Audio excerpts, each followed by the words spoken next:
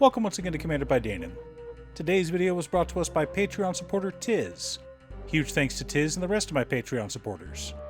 Tiz reached out asking for a high-powered deck in the Mardu colors, and I was more than happy to build it for them. So, this is a bracket 4 deck led by Celeste, Rune Knight. Also, and I know it's annoying to keep hearing this, but statistically if I don't ask you to like and subscribe, the video gets fewer subscribers. Celeste Rune Knight is a 4-mana 4/4 legendary human wizard knight. When she enters, we discard any number of cards, then draw that many cards plus 1. Additionally, whenever one or more other creatures we control enter, if one or more of them entered from a graveyard, we put a +1/+1 counter on each creature we control. The obvious combo with Celeste is to loop a Persist creature. Creatures with Persist come back from the graveyard with a -1/-1 counter, so long as they didn't have any -1/-1 counters on them when they died. The rules of Magic state that a creature can't have both +1/+1 counters and -1/-1 counters on them at the same time. They nullify each other. In other words, if Celeste is on board and a creature with Persist returns from the graveyard, they have no counters on them. So all we need is a sacrifice outlet, a Persist creature, and a way to deal damage when that creature enters or dies. This creates an infinite loop that can win us the game on the spot. Now, that sounds like a lot to put together, but in several cases, 2 of those effects are handled by the same card. Take Murderous Redcap or Goblin Bombardment, for example. Or in a pinch, Altar of Dementia. Now, originally Tiz mentioned that they wanted a CEDH version of this deck, but they were concerned with budget. I've never met a CEDH player that has a problem with proxies. Commander players, yes, but not CEDH. So even though the real version of a Lion's Eye Diamond is like $500, my Sharpie was only $2, and I'm using this spare mountain I had lying around to make my own Lion's Eye Diamond. That being said, this is a bracket 4 deck. It is a high-powered deck with a ton of interaction, and on a good day, we could hang at a CEDH table. But that isn't what we're going for with this deck. But before we get to our deck list, a quick word from new sponsor, Mythom. Let others know that you participated in the War of the Spark with this beautiful commemorative medal. No need to let them know which side you were on, of course. All know that one day he shall return to rule the multiverse. We just need to help pave the way for his return. And don't forget to use code Danon for a 10% discount on your order. In order to build a functional commander deck, you need lots of different pieces, which is why I try to rely on my handy-dandy checklist. 50 mana sources, usually split between 37 lands and 13 pieces of ramp, 10 pieces of card advantage, 8 to 10 pieces of spot removal, 2 to 3 board wipes, 2 pieces of graveyard hate, and 1 sudden I win card. Oh, one more quick announcement before we get started. I'm currently streaming over on Gaming with Danon as well as Twitch. It'll mostly be Final Fantasy XIV, but you're more than welcome to pop in and talk about Commander. Honestly, about half my streams are talking about manga, anime, or Commander. Our land base starts off with Command Tower, Exotic Orchard, and City of Brass as our lands that produce mana of any color. We've got a fetch land package in Arid Mesa, Marsh Flats, Bloodstained Mire, Scalding Tarn, Flooded Strand, and Polluted Delta. For lands that our fetch lands can find, we've got Sacred Foundry, Godless Shrine, and Blood Crypt.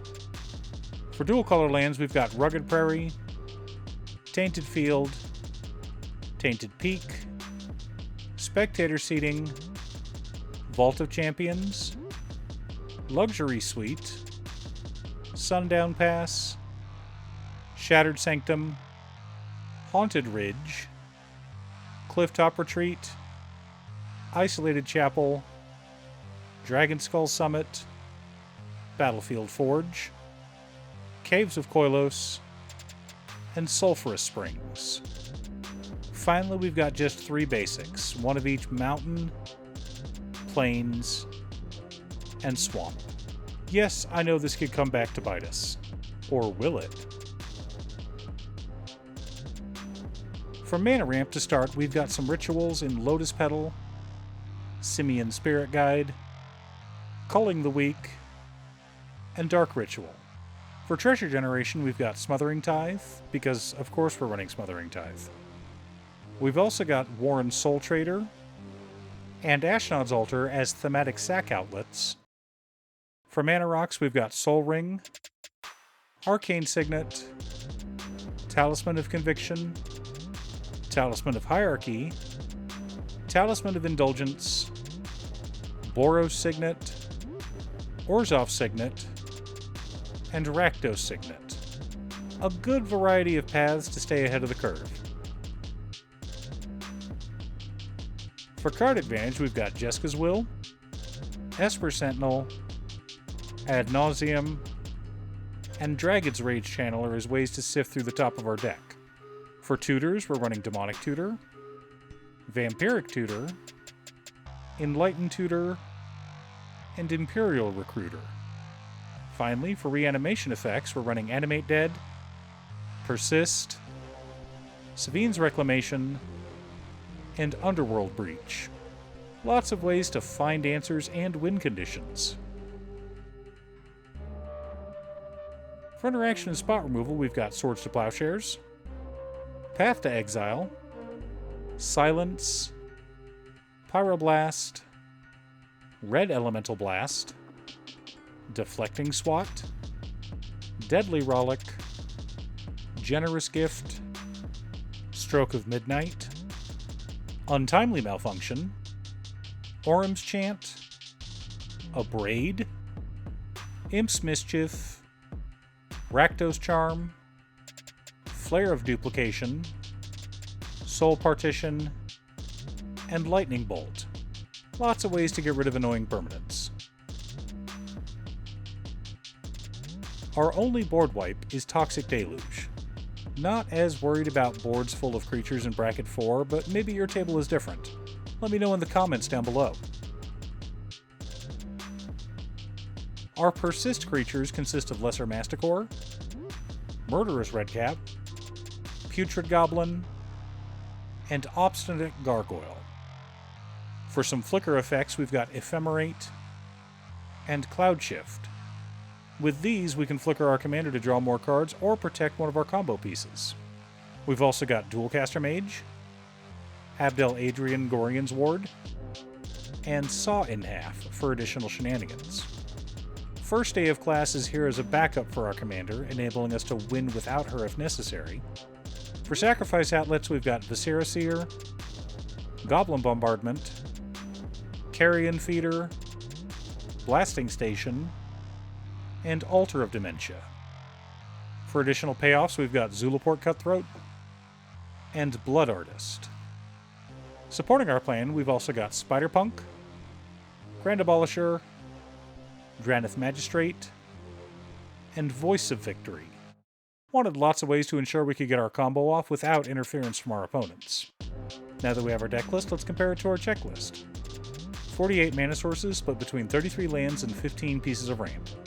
A little light, but that's okay because we're also running 14 pieces of card advantage counting our commander.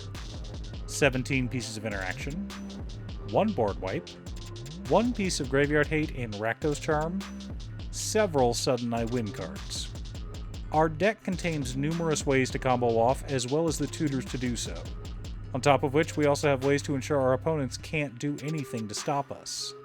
Now, what is the difference between this and a bracket 5 deck? I'm so glad you asked, dear viewer. We have plenty of good cards in this deck, but CEDH only cares about running the best. It also cares about the meta and what it is trying to do. Currently, the Thoracle combo is what is dominating CEDH and has been for years. At least that's what I've heard from CEDH players. So, since we don't have blue in our color identity, we're not on the Join 'em plan. Therefore, we must enact the Beat 'em plan. We need cards that shut down ETB triggers so Thoracle can't win. We need better mana rocks. We could also use some better lands. More tutors might also be a good idea, but 4 might be enough. Also, a Wheel of Fortune to help combo off with our Jeska's Will and Underworld Breach would be a good idea. But even with all of that, the most important thing you need to have a good CEDH deck is practice. Do you have a Celeste Rune Knight deck? What's your secret deck tech? Leave a comment below. Thanks for tuning in. Once again, a huge shout out to my editor Cutestuff. I couldn't make these videos without her. If you'd like to hire her to edit your own videos, she can be reached at cutestuff.edits@gmail.com. Link is down below. If you're looking for ways to support the channel directly, you can head on over to patreon.com/Damon. You can have a video made or just ask for help building or tuning a deck list. I also wanted to give a quick shout out to all of my patrons: Waffles, Drya, Muffins, Marcus, Brett, Roxy, Alix, Borgie, Conga, Robert, Pi, Kazaris, Patrick, Tiz, Art, Richard, Sint, Boomy, Osra, Justin, Golden Walker, Captain Hammer, Yori, Sleet, Zach, Mr. Salty, and Hua. You guys are awesome. I post new Commander Deck videos every weekday, so be sure to subscribe and ring the bell to be notified of new videos. Again, thanks for watching, and I'll see you all again next time on Commander by Damon.